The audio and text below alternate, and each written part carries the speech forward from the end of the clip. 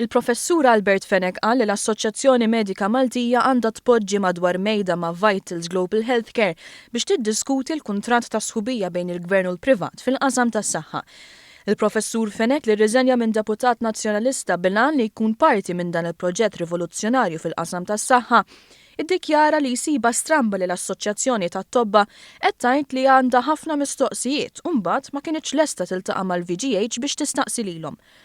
Il-professur Fenek li wkoll huwa membru tal-istess MAM qal li jekk ikollu problema b'xi ħadd l-ewwel li jagħmel jaffaċċjah u jiltaqa' miegħu.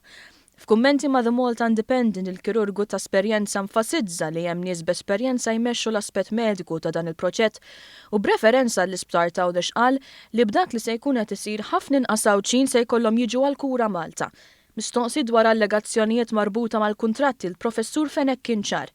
Jien personalment qatt ma nista' nkun involut f'xi ħaġa li tidher mhux ċara jew xejdi.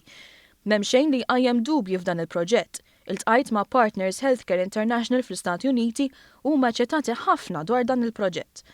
Qal ukoll kif Partners Healthcare International rinomati bil-kbir b'mod internazzjonali għamlu żewġ rapporti ta' due diligence dwar VGH qabel issieħbu.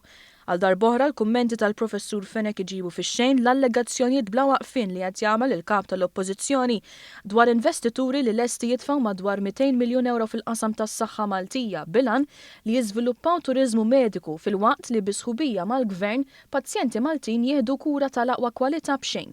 Fosthom fl-Isptar San Luqa lok potenzjal enormi li tħalla mitlu għal bosta snin.